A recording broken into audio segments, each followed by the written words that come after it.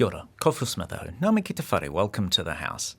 New Zealand's Parliament is a very seasonal creature. It has daily, weekly and annual patterns, events that have predictable rhythms, and within that shape, known harbingers tend to warn of the impending arrival of the major occasions, like, say, the budget. This week saw two separate heralds of next year's election, and both came on Wednesday. Firstly, there was this very gentle signal. Two select committee reports have been delivered for presentation. Report of the Business Committee on the recommended sitting program for 2026. Normally, the arrival of the next year's sitting calendar is only an annual sign, one that foreshadows the current sitting year's end and the promise of another to come. The upcoming sitting calendar tends to be agreed by the House on its final day, but it is pre-agreed by Parliament's cross-party business committee, as happened this week.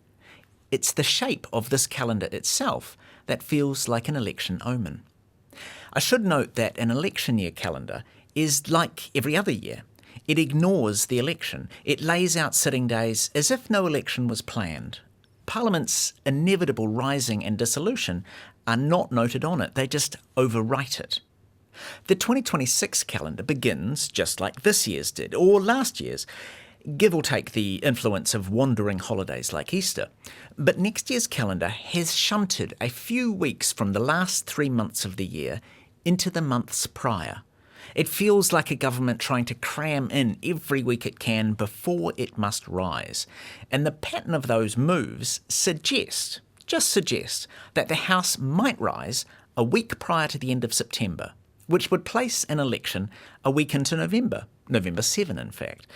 I'm not promising anything, but if you're running a sweepstake, that sounds like a worthy guess. Anyway, the other herald of the election was much more important. It was this. Addressing the use of urgency is important both for what happens in the House and confidence in the lawmaking that happens, but also its flow-on effect to committees. Every 3 years, as Parliament winds down, it begins to think about its rules, or more specifically, which ones to adjust for the next Parliament. The committee that manages this is called the Standing Orders Committee because the rules are called the Standing Orders. On Wednesday evening, they had their very first public hearing for submissions on what could change. If a minister wants to make amendments, table them in the House 72 hours ahead. The question then becomes, what if the bill is picked up under urgency? Do you give any thought to nominating more of the subject matter select committees that actually should be chaired by an opposition member? You actually want to delve deep into the issues and actually get it right, but ding, your 5 minutes is up. Yeah. The first submitter was the Clerk of the House of Representatives, David Wilson. He heads Parliament's Secretariat, who are both the experts on the rules and those who have to deal daily with their implications and aftermath. Here's a taster from his conversation with MPs last night. And this is the part that I think is a little bit like having a second chamber.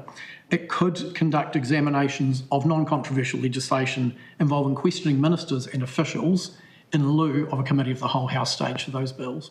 Probably strengthens my view that since we are unicameral, 3 years is probably not unreasonable.